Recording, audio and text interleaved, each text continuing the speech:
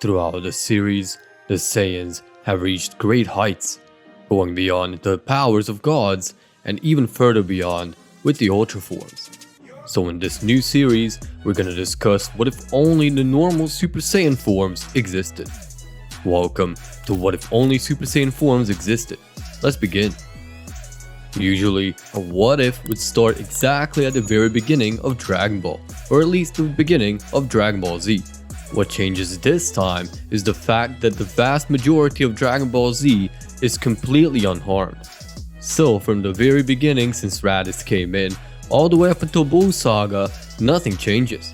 The only difference over here is that Gohan does not get Mystic.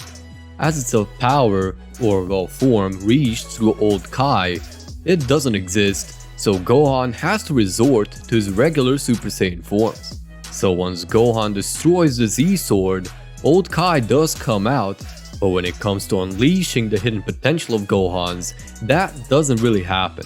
Rather, he's getting a potential unlock instead. Old Kai explains it as a more sophisticated way to unleash someone's potential that is much better than what the Namekians would do. And so Gohan takes it. So even though Gohan doesn't get the Mystic form, he does get a potential unlock and has to resort to using regular Super Saiyan forms to go up against Super Buu. The difference between this potential unlock and the Namekian's potential unlock is very simple. Instead of just releasing the hidden potential that the user has, it also gets the person to use the full power like he actually trained in this entire life. Basically, Gohan trains without being trained.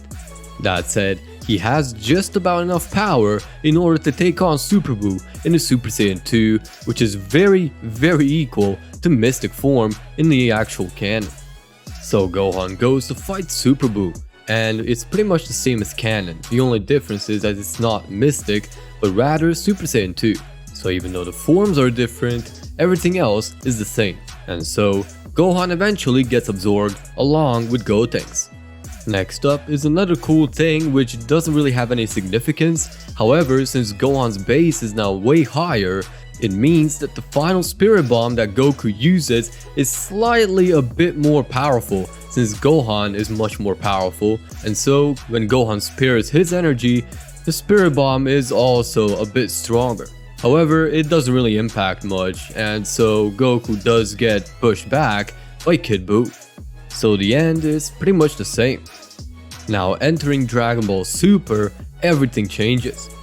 Of course, Beerus awakens, Goku is training with King Kai, Vegeta is training on his own, Gohan is having a family obviously, and everyone is just living their own lives. Beerus awoke and is looking for a Super Saiyan God. However, since it's a prophecy which actually came true in the canon, this time it does not. Because when Beerus comes over to Goku, Goku doesn't know it, Vegeta doesn't know it, and eventually when it comes to an ultimatum and they ask Shenron, even Shenron doesn't know.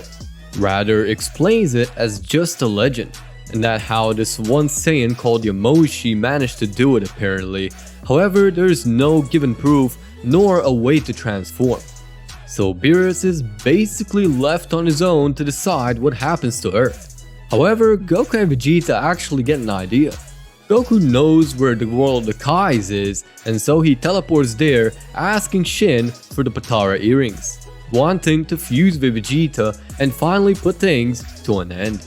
Goku returns back with the Potara and is about to fuse into Vegito. However, he realizes that Gohan is a tad bit more powerful than Vegeta, and so he fuses with Gohan instead, becoming Gokan. Since Goku has Super Saiyan 3 and Gohan has that potential unlock/unleash, they actually have Super Saiyan 3 and they use it to their advantage against Beerus. However, it doesn't nearly do as half as much as Super Saiyan God does in canon, and so they eventually lose. And the events of canon go pretty much the same. Beerus spares the Earth because of its food and then leaves the Earth quote-unquote napping. The events go relatively the same. Goku is farming/training, Gohan has a child and is taking care of Videl while pregnant, and Vegeta is using copium. Whis travels to Earth for his cuisines and encounters Vegeta. which wants to train with Whis and does everything he can in order to do so. And Whis takes him in. Not long after, Goku as well. Gohan stays because he doesn't really want to train and wants to take care of Pan. Over at Beerus' world, everything goes relatively the same. They both learn how to access God Ki and they eventually get a God Essence. Since God Essence isn't necessarily a form, rather a state, they can actually use it to their own free will. However, it does a significant change on them. Since they're forced to use normal Super Saiyan, the form slightly changes. Instead of having a normal aura, it changes to like a godlike aura. So the Super Saiyan power is the same, however the aura changes into something godlike. So basically, it just becomes a Super Saiyan version of the Super Saiyan Blue aura. That's it. So now, Goku and Vegeta can use Super Saiyan God in a way, using the God Essence state. And Super Saiyan Blue is sort of replaced by God Essence stacked on top of a normal Super Saiyan. However, there's a small drawback. Since Super Saiyan Blue is supposed to be way stronger, Super Saiyan with God Essence is weaker. So when it comes time for Frieza to arrive on Earth, Goku gets quite a bigger beating than in the original canon. And so when Goku finally realizes the weakness of Frieza's, he tries to use it to his full advantage, and then when Vegeta takes over, Vegeta has to do a little bit more effort in order to defeat Frieza. Since Goku used Super Saiyan 3 with God Essence and Vegeta has to use God Essence on Super Saiyan 2, which basically kind of forces him to learn Super Saiyan 3, or at least try to attain it. Now here's where things get interesting. Instead of Vegeta going and flexing his Super Saiyan power, he actually defeats Frieza right after he has downed him. So there's no destruction of the planet Earth and also no rewind. So in this case, Vegeta actually does take the win. Moving on to the Universe 6 saga, things start panning out a little differently. Vegeta is looking for new ways in order to get some more boost out of his form, and so he starts experimenting with his tail.